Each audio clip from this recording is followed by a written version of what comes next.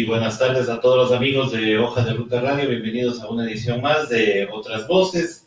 Estamos contamos con la presencia de Enrique Santos Jara, con quien vamos a conversar sobre el tema de la prueba a ser bachiller y algunos otros temas más que tenemos de coyuntura política, pero queremos concentrarnos con Enrique, ya que él es un educador de mucho tiempo y quisiéramos saber la opinión sobre esta voluntad que tienen algunos precandidatos, candidatos y algunos asambleístas que ahora han tomado la bandera de querer eliminar esta prueba y dar recursos de nivelación o algunas otras cosas.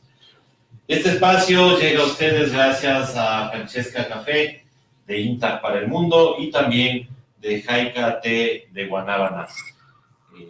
Jaica Té de Guanábana, la próxima semana o esta semana estaremos con los principales de esta marca para que nos den más información sobre esto. Es buenísimo el cafecito. Sí, ¿Está sirviendo? Quería hacerle un comentario sin que me paguen.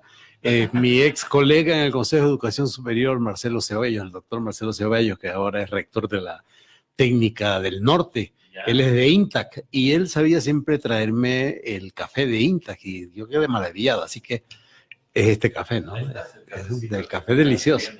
Muy buenas tardes, Enrique. Propaganda, nada, no me han pagado, gratuita. Aquí somos todos solidarios, como digo yo. Sí, es la verdad. Toda la pauta es solidaria. Entonces, bueno, el tema está propuesto. ¿Cómo ves tú esta idea que se lanzó por medio de un candidato presidencial, decir que se eliminaría la CENESID y también la prueba a ser bachiller? A continuación de eso, la asambleísta Janine Cruz también solicita que se elimine esta prueba. ¿Cómo estás, Enrique? Muy buenas tardes. Muy buenas tardes, un gusto estar nuevamente acá. Bueno, yo quisiera romper el esquema planteado tanto por el candidato presidencial Guillermo Lasso como por la asambleísta Cruz. Ellos quieren que nos enteremos en el debate de si va a la prueba o no va a la prueba. Y yo creo que el decir va a la prueba o no va a la prueba, se la cambia o no se la cambia, es el resultado de otros factores que tienen que ser analizados. Entonces, no quiero caer en esa trampa y no voy a empezar diciendo debe mantenerse o no debe mantenerse. Permítame hacer algunas reflexiones, ¿no? Yo creo que tenemos un problema sistémico en la educación. Eso está absolutamente claro. Cuando nosotros entramos preliminarmente a las pruebas PISA, eso ya se ha conocido, Ecuador está en penúltimo lugar de los países que postularon a modo experimental, yo lo sé, para esta prueba hace el año pasado o hace un par de años. Entonces, eso es terrible, ¿no? Es decir, estamos por debajo de países que pensábamos que podíamos estar por encima de ellos, y no, estamos por debajo. Entonces, ahí hay un problema grave. Como profesor universitario, nosotros sabemos que gran parte de los estudiantes llegan con serias deficiencias en las áreas básicas de la formación, que es el análisis numérico, en el caso de quienes se orientan hacia las ingenierías, la capacidad de razonamiento abstracto, que es requerida para cualquier área del conocimiento, y el manejo del lenguaje, que son las tres áreas estándar, aunque yo estoy de acuerdo que no son las únicas que deben considerarse. Llegamos con deficiencias muy graves que se demuestran en esta prueba, y eso hace que cuando el bachiller quiera entrar a la universidad, se aprecia claramente la desconexión que hay entre la educación inicial, básica y de bachillerato y los requerimientos de ingreso a la educación superior. Yo escuché al máster Sergio Flores el otro día, en una entrevista en un medio impreso, hablar de que la universidad necesita docentes de excelencia y estudiantes de excelencia, ¿sí? Entonces, es muy difícil tener estudiantes de excelencia si no se produce cierto proceso de selección y que los estudiantes tengan aptitudes para iniciar una carrera. Es decir, si un estudiante entra a ingeniería y no tiene los conocimientos básicos y además de los conocimientos básicos, lo más importante, no tiene la aptitud para desarrollar el aprendizaje del análisis numérico, definitivamente ese estudiante va a fracasar. Entonces, yo quiero empezar por ahí. Hay una desconexión entre el bachillerato y la universidad. El bachillerato internacional, a pesar de todas sus críticas, de acuerdo a los datos que ya se han ido filtrando públicamente, parece ser que los mejores resultados vienen de los estudiantes que han seguido el bachillerato internacional. Entonces, yo creo que ahí hay un proceso de ocultamiento de una realidad. Se dice que tenemos que regresar 20 años a las especializaciones. En el mundo, en ningún lado ya se siguen las especializaciones del bachillerato por áreas de conocimiento. Obviamente hay el bachillerato técnico y hay el bachillerato de ciencias o bachillerato internacional, que es el que se sigue en todos los países del mundo, pero para eso se requiere un proceso de, voy a usar la palabra adecuada, de revolución de la educación inicial, básica y de bachillerato. Las universidades, y entiendo a los rectores, no pueden bajar sus requisitos en el perfil de ingreso, únicamente para incrementar los cupos, como fue la demanda de la CENESID durante el primer periodo de este gobierno, con el primer secretario, luego con el segundo secretario, y que veo que se mantiene. Es decir, no es un problema de aumentar cupos, ¿no? Porque yo conozco que los institutos técnicos y tecnológicos que los manejan la CENESID han aumentado sus cupos, obvio que los ha aumentado, han obligado a los rectores a que en vez de recibir 40 estudiantes por aula, como tenían el año pasado, ahora tengan 60. Lo que yo digo no me lo he inventado. Y es antipedagógico totalmente. Es antipedagógico y eso me lo han dicho rectores que tengo todavía la confianza y la relación con ellos. Me dicen, Enrique, nos obligan a meter 60 estudiantes en cada curso, es decir, un 50% más. Entonces se crea la ficción, hay más cupos.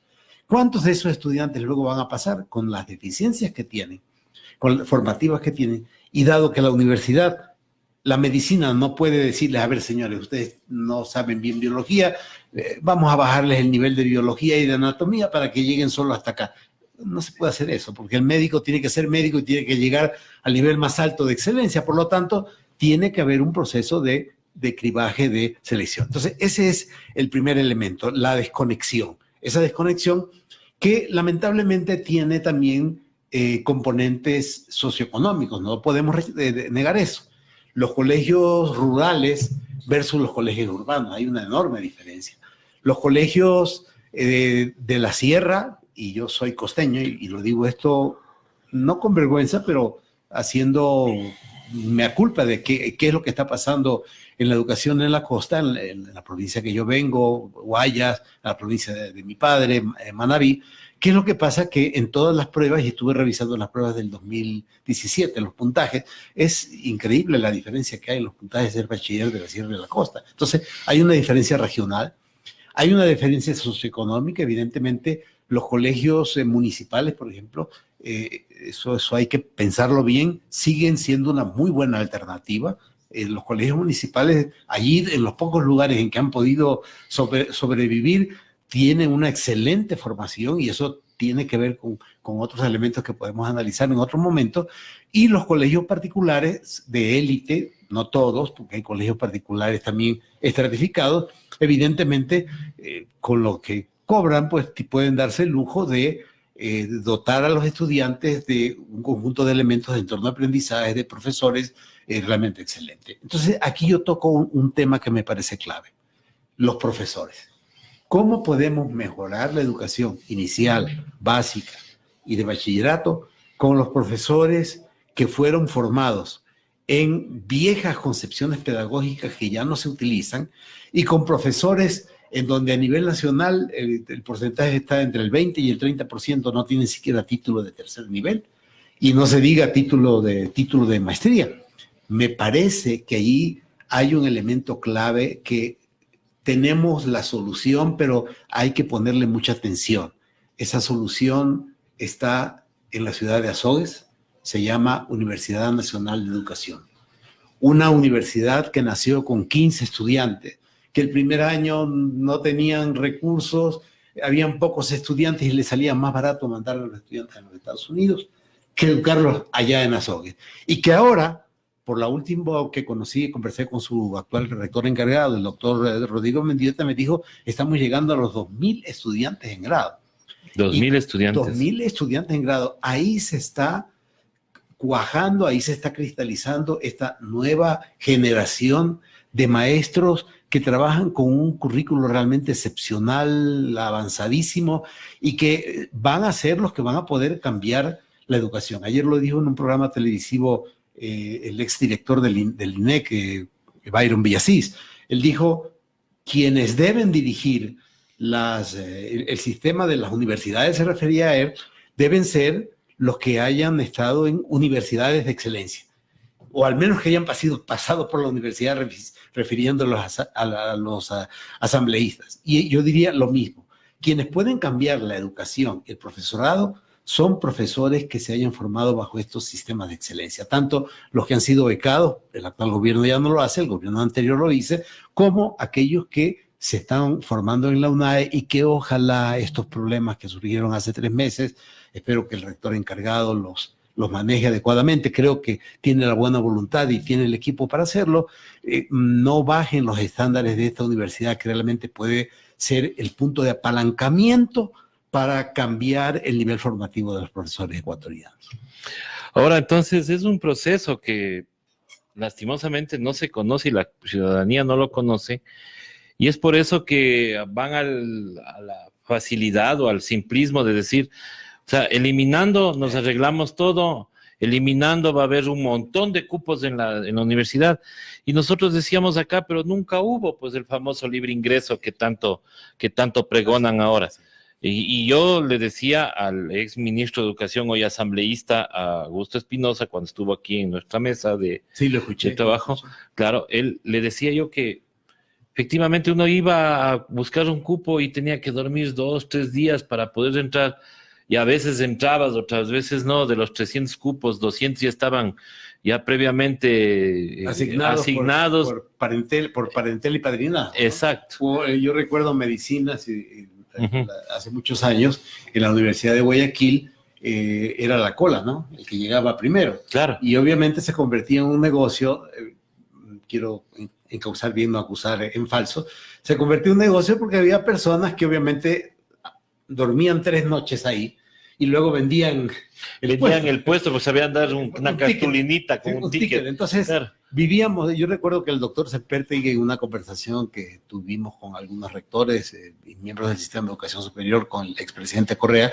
en algún momento en Gardonelet, él decía, nosotros estudiábamos, y lo dijo también Augusto Barrera, el exsecretario, dijo, nosotros entrábamos 120 estudiantes, nos ponían en un container. En realidad era un container que lo adaptaban como aula y no se preocupaban porque decían para el segundo semestre ya quedan solo 30, ¿no? Claro. Yo entré con libre ingreso en la Universidad de Cuenca en el año 1975, éramos 140 estudiantes en un solo curso, porque no había recursos para más, tampoco la plata era que rodaba, y de esos 140 estudiantes terminamos graduándonos 10. Es decir, el desperdicio financiero, la falta de eficiencia. Y me gusta poner un caso de mi vida personal. Fui profesor titular de la Universidad de Cuenca casi toda mi vida y en algún momento dado me gustó el desafío de dar clases en el primer año, en el primer semestre de administración de empresas, técnicas de estudio, para salirme de mi área que es más ciencias sociales. Me tocaron algunos paralelos, tuve 2 paralelos. Y lo que nunca pude olvidar en los 2 años que estuve ahí es que como había libre ingreso en esa carrera, porque en otras la Universidad de Cuenca sí tenía examen, como habría libre ingreso en esas carreras, no les miento, se abrían 16 paralelos de 50 estudiantes cada uno, es decir, entraban 800 estudiantes. Eso significaba un costo, no tendría que llevar a valor actual neto de esa época, pero recordemos que ahora el costo por estudiante está entre los 2.000 y los 6.000 por año, dependiendo de la carrera. Bueno, ese costo se invertía para esos 800 estudiantes, pero ¿qué pasaba? Que para el segundo semestre, la segunda mitad del año, pasaba únicamente el 25%, y en vez de los 16 paralelos de 50, teníamos un poquito menos. Teníamos 4 paralelos de 40, que era más didáctico. Es decir, un semestre, recursos dilapidados, en estudiantes que entraron porque allí no había examen de ingreso, porque entraron a ver qué tal les iba, ¿no? Y como no había ninguna prueba de conocimiento, y peor, de admisión, que es lo que hay que discutir, obviamente pasado los 4 meses, la mayor parte de ellos desertaron. Entonces, me parece que nos enfrentamos a un dilema, y ahora sí quiero entrar al tema con el que tú empezaste preguntando, ¿no? ¿Qué son estas propuestas? Primero, son propuestas que vienen de personas que tienen un escaso nivel de conocimiento de cómo funciona la educación en el Ecuador y en el mundo. Es decir, no saben exactamente en qué consiste el examen Ser Bachiller. El ministro Espinosa, que estuvo tanto en la CENESID como en el Ministerio de Educación, lo explicó muy bien.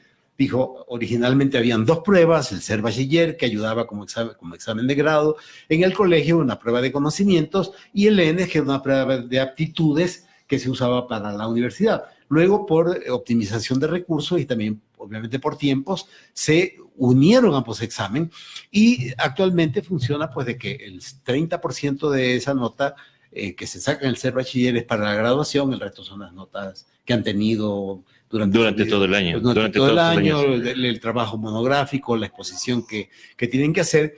Sí, es decir, no puede, es una prueba que sigue sirviendo para el grado. No voy a entrar todavía a discutir la calidad de esa prueba actualmente. Y el otro componente es que esa prueba sirve para entrar a la universidad, pero aquí viene la primera confusión. No es la única condición para entrar a la universidad. Las universidades tienen la autonomía para desarrollar pruebas propias.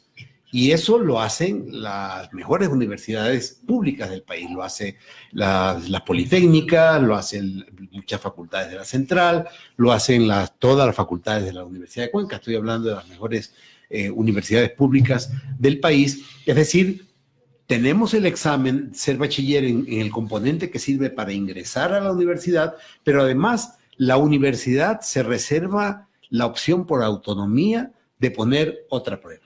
Entonces, en las 2 propuestas hay un desconocimiento de estos elementos. Segundo elemento de desconocimiento. Le voy a dar datos. El año 2018 hubo 2 postulaciones. Voy a trabajar con números redondos. En la primera postulación del 2018 postularon 205,000 aspirantes para entrar a la universidad y a los institutos. Y en la segunda convocatoria para el segundo semestre, que sería el régimen Sierra, también 205,000 aspirantes, ¿sí?, querían entrar a la universidad. Ahora, aquí viene el otro tema. ¿Qué oferta la universidad? Es decir, ¿cuál es la capacidad instalada de la universidad?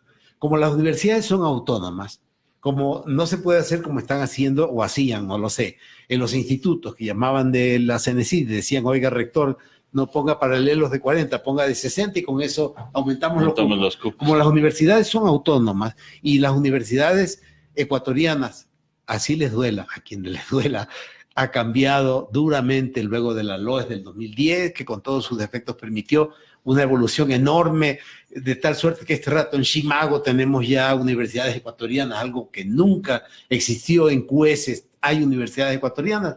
Luego de esta experiencia, las propias universidades son las que dicen, aquí no más, nosotros no podemos bajar la calidad, ¿sí?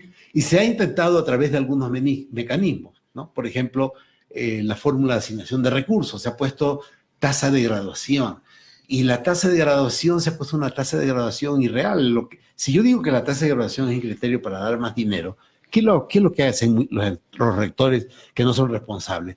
Ellos dicen, bueno, profesores, ¿saben qué?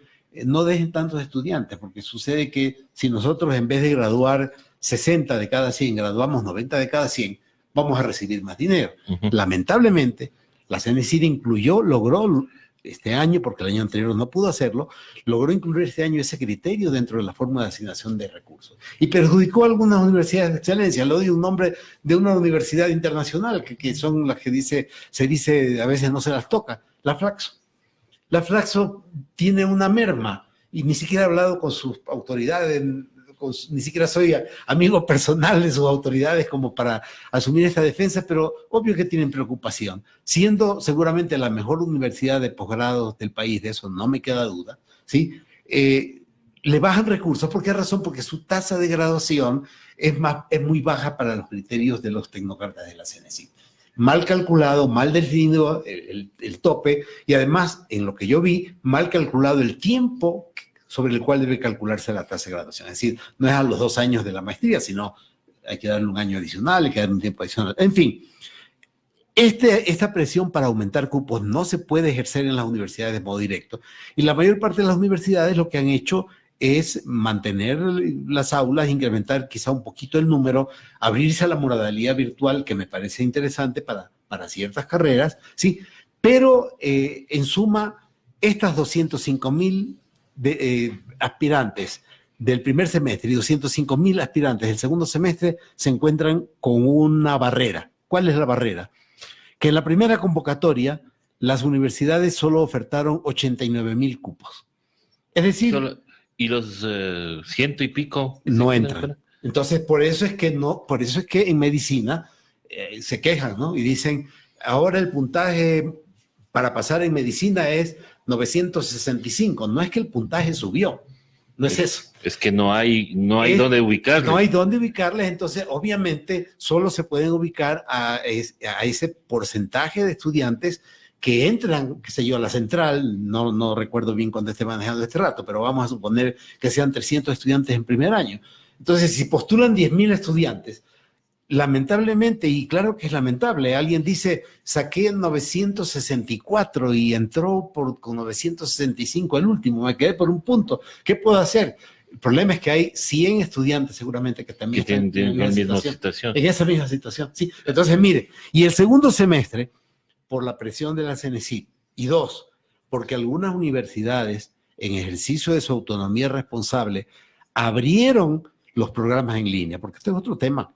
La anterior CNESID ofreció dinero a las 5 universidades que tenían que hacer los programas en línea, ofreció dinero, y no lo hizo, ¿no? Y lo que yo estoy diciendo no me lo estoy inventando, me lo han dicho los rectores. Cuando el único rector que en un primer momento, el primer rector que se decidió a abrir los programas en línea, yo le pregunté, ¿y cómo así? Pues sin dinero lo abre. Y dice, afortunadamente hemos tenido un buen manejo financiero, hemos logrado tener llamémoslo así, ahorro, porque no es una institución de lucro, un ahorro, y ese ahorro lo estamos trasladando este año para abrir la programación en línea, y ya lo están haciendo, y me parece que 2 universidades más también ya lo están haciendo, al menos en algunas áreas. Eso ayudó a que se incremente el número de cupos en 125,000. Pero también el hecho de que algunas universidades, con malos criterios, decidieron elevar el número de estudiantes por aula, ¿sí? Entonces, igual, estamos diciendo que apenas el 50%, promediado en los 2 años, el 51% de los estudiantes que ingresan a la prueba pueden entrar a la universidad. Ahora, ¿por qué nos asusta esto? Porque ahora tenemos estadísticas. Hace 8 años no había estadísticas. Hace 8 años nosotros veíamos en televisión la gente haciendo cola, las quejas de los padres de que tenían que pagar, ¿no?, para poder entrar, para que les den el turno en la cola, la queja de los padres de que en el sorteo los habían amarrado, la queja de los padres de que habían entrado primero los ahijados y cognados, sí, pero no teníamos datos. Si algo logró la LOES fue tener un sistema de información nacional. Es decir, ahora al menos los estudiantes que han politizado el tema, la FESE fundamentalmente, ¿no es cierto? Y que pueden dar estos números, lo pueden dar porque hay un sistema nacional de información.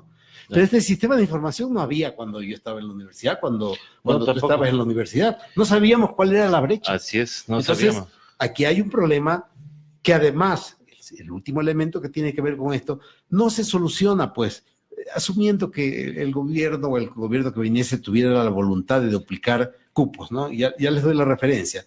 2,000, recuerda, 2,000 a 6,000, el costo de operación, ¿no es cierto?, de cada estudiante dependiendo de la carrera y del tipo de universidad y región.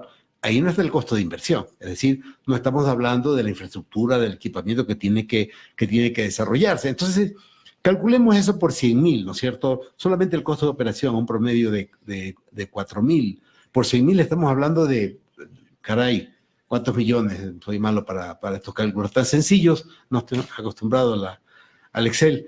¿sí? Son 100.000 estudiantes multiplicado, ¿no es cierto?, por 4.000, estamos hablando de 400 millones. 400 millones es el 40% del fondo de universidades que se llama FOPEDEUP de este año. Es decir, habría que incrementar al año, ojo, al año, sin tomar en cuenta lo que es inversión. Es decir, más aulas, ¿no es cierto?, más profesores, porque hay que prepararlo, más laboratorios, etcétera, etcétera. Entonces, es un callejón sin salida. Ahora, ¿le conviene a la sociedad que los 205.000 aspirantes a la universidad se gradúen? Yo digo, de los países desarrollados tenemos que aprender el buen ejemplo. Y de los países más desarrollados en educación superior en América Latina también tenemos que aprender el mejor ejemplo. En el ranking de Shimago, el más prestigioso seguramente de todos estos, hay 7 universidades brasileñas entre las 10 primeras de Latinoamérica. Y esas 7 universidades brasileñas son universidades que se han decantado por un sistema que se llama aquí despectivamente meritocrático, es decir, no entran todos los estudiantes. Y como dijo muy bien el economista Espinosa acá la semana anterior, son pruebas de aptitud, ¿sí? Si algo logró, y eso no se está visibilizando, si algo logró la prueba ENES fue permitir el acceso de grupos que históricamente siempre habían estado fuera de la universidad. Por primera vez ingresan, se duplica, en algunos casos casi se triplica el número de estudiantes que pertenecen a grupos afros, a grupos indígenas, a grupos montubios y a grupos de lo que se llama quintiles socioeconómicos más bajos. Obviamente sabemos que ellos están en desventaja frente a los quintiles más altos, pero si en 8 años se logró duplicar y triplicar la presencia de estos grupos vulnerables, yo creo que la política que se estaba implementando era perfectible, pero no podía abandonársela y pasar lo que también señaló Augusto y que lo quiero recuperar, el hecho de que el INEVAL, que era el instituto técnico que está a cargo de todo esto, realmente ha sido destruido. No quiero entrar en el detalle de las pruebas, pero en redes han circulado las versiones de lo que se está preguntando. Eso no tiene nada de prueba de aptitud. Son pruebas memorísticas. Es decir, el INEVAL tiene que ser derrumbado y vuelto a construir, en todo sentido, y colocar expertos. Que es como todas las instituciones que ha topado este gobierno, ¿no? Ahora, lo que no entendemos es, a ver, quieren abrir espacio para más muchachos, pero están quitando el presupuesto pues para las universidades. Por eso mi conclusión de todo este tema es que es una propuesta demagógica. Es decir, es una propuesta que tiene pegue electoral, no lo podemos negar, ¿no? Tocar este tema, además tocarlo justo en este momento que están por presentarse y están presentándose los resultados de los postulantes de este último examen, obviamente tiene golpe electoral. Pero es una demagogia absolutamente irresponsable, porque de estar ellos en el gobierno, la asambleísta Cruz y el señor Lasso, caray, díganme de dónde van a sacar pues el dinero para los 400 millones más por año que estamos hablando y no sé cuántos millones más se necesiten para inversión. Aquí hay inclusive barbaridades, ¿no? Por ejemplo, se dice la educación virtual. Yo creo en la educación virtual, yo creo en la virtualidad. Pero a cierto nivel, pues. A ver, hay 2 elementos. Primero, la temporalidad. Es decir, la educación virtual ni siquiera en los países de más alto desarrollo es este momento la principal vía de acceso a la universidad. Estamos todavía en una fase experimental. Yo creo firmemente que en un momento dado la educación virtual, una vez que se desarrollen las tecnologías de realidad virtual, de realidad aumentada sobre todo, ¿sí? Efectivamente va a poder ser una herramienta súper útil a la educación.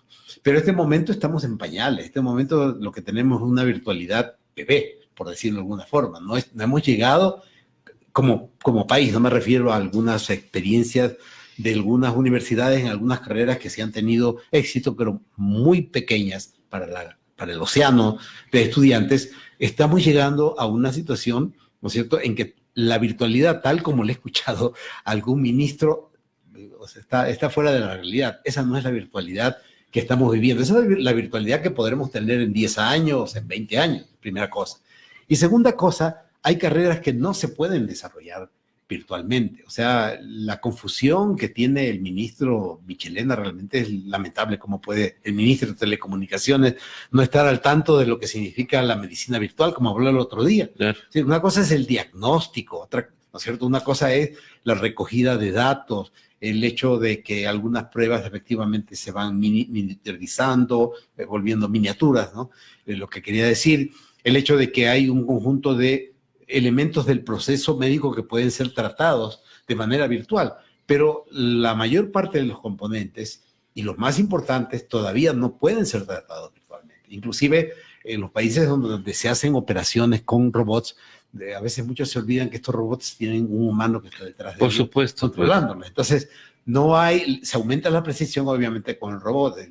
El pulso, el robot no tiene el problema del pulso humano, ¿sí? Para una operación de alta neurocirugía, pero hay personas que están dando que de aquí a 50 años la inteligencia artificial pueda generar robots capaces de hacer esas operaciones. Yo soy de los que más creo en ese futuro, pero estamos en 2020 y estamos en 2020 en el Ecuador. Ni siquiera en los países del norte se ha podido desarrollar de manera, digamos, amplia, extendida, estas metodologías virtuales para la mayor parte de las carreras. Eso es lo que estamos viviendo en este momento con el gobierno. El ministro, bueno, se lanza con que ya no hay que construir hospitales ni escuelas, entonces todo tiene que ser virtual. Ya estamos viendo eso. Ahora quería preguntar, Enrique, bueno, ya que queda claro el tema de la universidad y de la prueba de ser bachiller, ¿cómo ves tú la reacción o las declaraciones del señor presidente en estos últimos días sobre el tema del acoso? Él dice, pide disculpas porque capaz que no se entendió un chiste que quiso hacer, pero se puede hacer chistes de esa magnitud en una semana donde hemos sido, como Estado, hemos sido llamados la atención cuando no se actuó en el caso de la chica Paola Guzmán, que durante 17 años se ha pasado pidiendo justicia, y hoy la Corte Interamericana de Derechos Humanos está observándole al Ecuador y posiblemente salga una sentencia. ¿Cómo es posible que un presidente haga semejantes comentarios y todavía más en tono de broma? Bueno, primero el contexto, ¿no? El contexto es que tenemos 3 años en que el presidente de la República hace este tipo de bromas. Sin ninguna consideración al contexto, sin ninguna consideración al auditorio, sin ninguna consideración a las sensibilidades de la gente.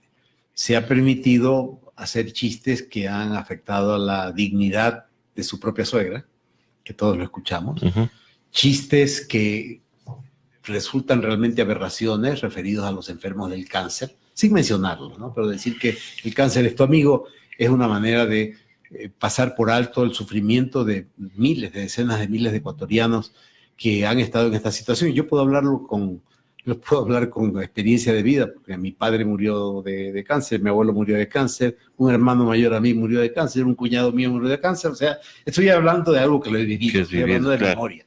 Y sé lo que es el cáncer. Entonces, escuchar a un presidente decir que el cáncer es nuestro amigo. O sea, hablar del tema del puente de Mataje ante la CNN, ¿no? En español, y decir y mostrar fotos y decir, miren lo que se ha hecho, un puente que no vale nada, y luego tener que estar con la cabeza agachada el momento que se está inaugurando el puente.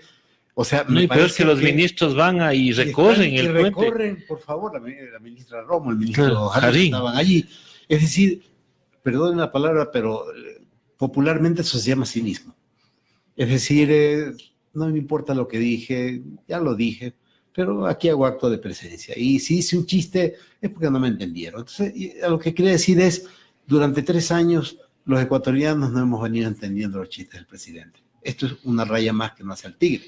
Con la diferencia, efectivamente, de que se hace en un momento en que además de esta audiencia en donde pudimos escuchar, ¿no es cierto?, como un juez internacional prácticamente reprochaba al Estado ecuatoriano y a quienes defendían la propuesta del Estado ecuatoriano sobre el caso de Paola Guzmán, quienes, digamos, representaban el Estado, en el caso de Paola Guzmán.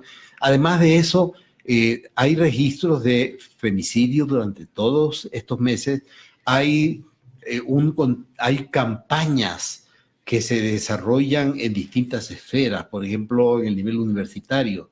Yo quiero destacar universidades como la Pontificia Universidad Católica, universidades como la UTE de acá, de Quito, solo para hablar de estas dos universidades, que están empeñadas en desarrollar todo un sistema de vigilancia, de control, de prevención frente al sistema del acoso. Es decir, la sociedad en su conjunto, salvo por una minúscula fracción de machistas y misóginos empedernidos, ¿no es cierto? La sociedad en su conjunto tiene claro que esto no puede seguir como está. Y aparece el presidente en un acto público, en un acto oficial, haciendo un chiste de esta naturaleza. Entonces, yo no creo que le hayan preparado. Alguien decía, tienen que prepararle bien los discursos. Yo creo que el presidente tiene un problema. Y digo que es un problema. Él lo puede hacer. Él improvisa. Él no se prepara. Y él va improvisando de acuerdo a su estado de ánimo. Si su estado de ánimo hace rato da para hacer un chiste sobre que el cáncer es un amigo, lo hace, ¿no? Y si su estado de ánimo le da para decir que el acoso es solamente de los hombres feos, que cuando son guapos no hay acoso, lo hacen. Es decir, yo creo que no es un problema del equipo de asesores. Dudo mucho que sus asesores y dudo mucho que sus ministros le digan, presidente, diga esto. Yo creo que es un continuo meter de patas la expresión popular, meter de patas que se ha venido repitiendo y que no va a cesar. Nunca deja de sorprender. Yo me quedo con esa parte que dices tú de que son 3 años que no hemos entendido los chistes. No hemos entendido tanto los chistes que estamos hasta desempleados. ¿Cuántos somos? 116,000 personas. Así es. Y que se preparan más para este mes, ¿no? Claro, y se preparan más para este mes. Es más, recién salieron del Ministerio de Salud, que ahora estamos pasando por esta emergencia. Por eso, hasta ahora no tenemos los resultados de... Eso para un programa completo, ¿no? Sí, o sea, es una mezcla de Kafka y algo. Yo creo que estamos dentro de algún capítulo del libro de la ley de Murphy, creo yo, porque todo sale mal, ¿no? Siempre me acuerdo de esta novela del proceso, ¿no? De Kafka, que había un individuo que estaba inculpado y él estaba buscando dónde estaba su caso y nunca lograba encontrar. Los burócratas se pasaban de un lado al otro, ¿no es cierto? Y nunca toda la novela decurre en la búsqueda de dónde está pues, el causal por el cual él tiene que ir a la cárcel, inclusive con riesgo de condena, etcétera. Estamos exactamente igual. Nos hemos pasado más de una semana saliendo anuncios, conserven la calma, no se asusten.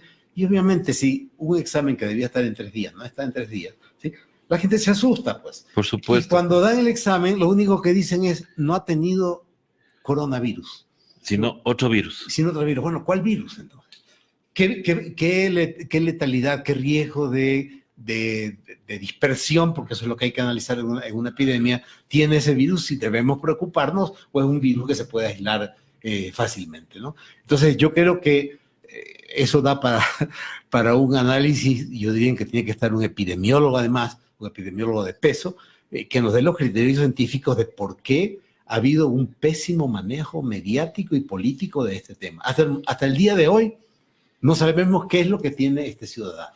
Claro, no sabemos qué tiene, y lo que más duele es que se hayan perdido protocolos que ya se estaban utilizando. Por ejemplo, el Ministerio de Salud ya tenía desde mucho antes. El problema es reducir presupuesto, el problema de que todo esto pase a lo privado, ahí está. Ahí está, esas son las...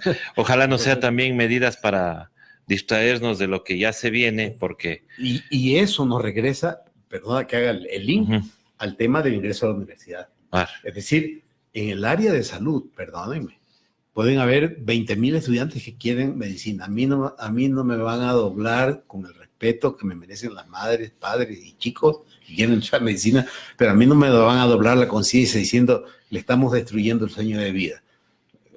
20,000 médicos como los que salían antes de las universidades cerradas, que yo estuve en ese proceso, vi los exámenes, vi cómo estudiantes de la cristiana latinoamericana que estaban en 5º año, cuando se cerró, tenían que ir a la central o a la UTE a 1er año porque no sabían anatomía, ¿sí? Porque no sabían anatomía. Entonces, regresar a esa situación en donde vamos a tener un pocotón de gente con título en puestos de trabajo en donde se juega la vida de las personas, derecho, educación, salud, etcétera, eso es inviable.